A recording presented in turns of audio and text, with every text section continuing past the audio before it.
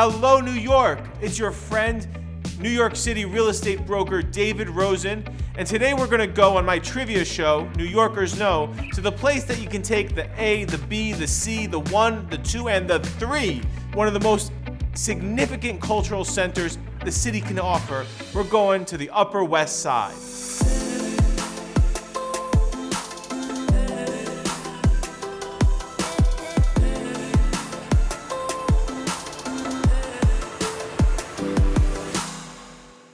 Today we're going to start at Lincoln Center, which is a 16-acre complex and has 30 indoor and outdoor facilities. It attracts 5 million viewers each year. President Eisenhower first broke ground on Lincoln Center in 1959. The first building they erected was the Philharmonic Hall in 1962, which hosted the first New York Film Festival in 1963. In the next 10 years, they would finish construction on the Lincoln Center Fountain, the New York State Theater, the Vivian Beaumont Theater, the Library and Museum of Performing Arts, the Met Opera House, Damrosch Park, Guggenheim Bandshell, Alice Tully Hall, and of course, the Juilliard School. All of those buildings were constructed in just one decade. It's a huge testament to how a public investment in the arts can bring together the desire to create jobs and the public benefit of accessible cultural institutions. Some of the resident arts organizations include the New York City Ballet, the New York City Philharmonic, the New York City Opera, and the Metropolitan Opera, and the Film Society of Lincoln Center, which sponsors the New York Film Festival to this day. And it's a beautiful place to see some of the greatest performing artists in the world, or just to relax in the courtyard and soak up the inspiration. The New York Film Festival is a beautiful, non-competitive film festival that attracts filmmakers from all over the world. However, New Yorkers know which two NYC-based filmmakers had movies that debuted at the New York Film Festival and were nominated for Best Picture in 2020. Stay tuned to the end for all of today's trivia answers. Our next stop today is Zabar's. We're here on West 80th and Broadway. It opened in 1934. The original storefront was only 22 feet wide, but now, as you can see, it spans almost the entire block. Founded by Louis and Lillian Zabar and run by the family for over 80 years to this day, the current principals are Saul and Stanley Zabar. Here are their 4 core principles. Respect the customer. Never ever stint on quality. Offer fair value. And last but not least, always look for the new and wonderful. And those are some principles I think we could all live and eat by. I could tell you all about Zabar's, but my dad can do it even better. So how long have you been going to Zabar's? 50 years. Only 50 years. Well, I didn't go there when I was 5. I don't think they existed. What's the best thing to get at Zabar's? What did we used to always get when we would go there? Wonderful bagels. You get fabulous smoked fish. They got great prepared food. Their cheese selection is outstanding. Maybe one of the best in the city.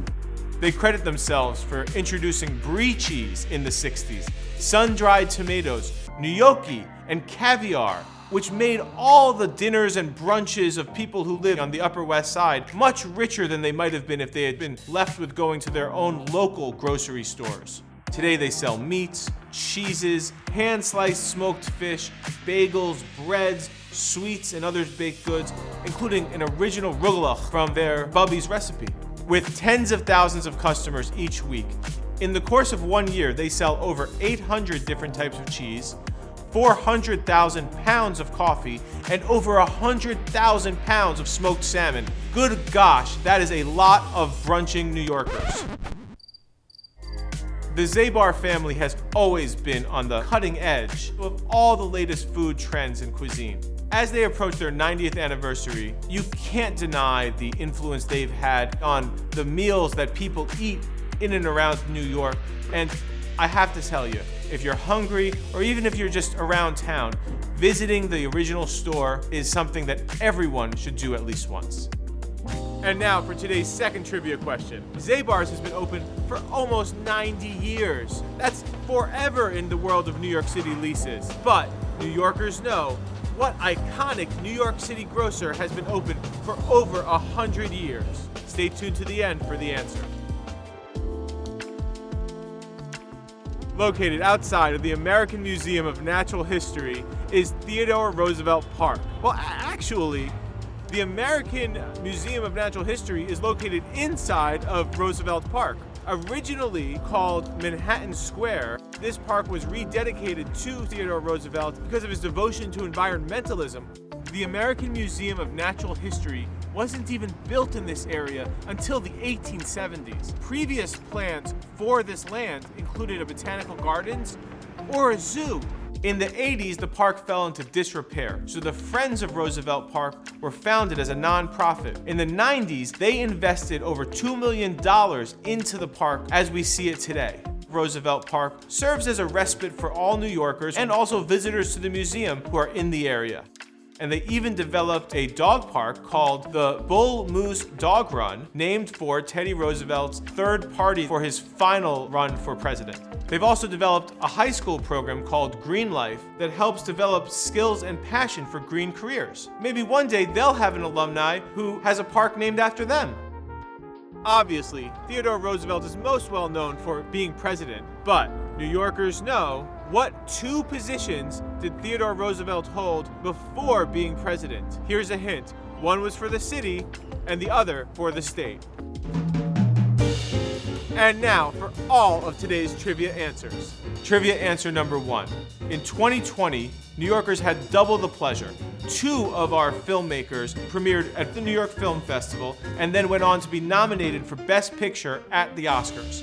The first was Noah Baumbach for A Marriage Story. And the second, for those of you who sat through all 12 hours of it, I mean 4, New York's favorite filmmaker, at least one of mine, Martin Scorsese for The Irishman.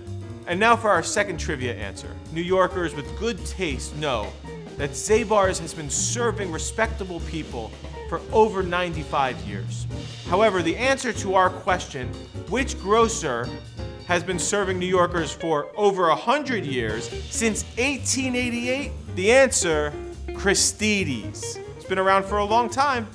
For our third and final trivia answer, sure, he was president, but New Yorkers know, despite unsuccessfully running for mayor, Theodore Roosevelt served as the New York City Police Commissioner and also governor. That's all for today, folks. This has been the Upper West Side edition of New Yorkers Know. I'm your friend and local real estate agent, David.Rosen. See you next time.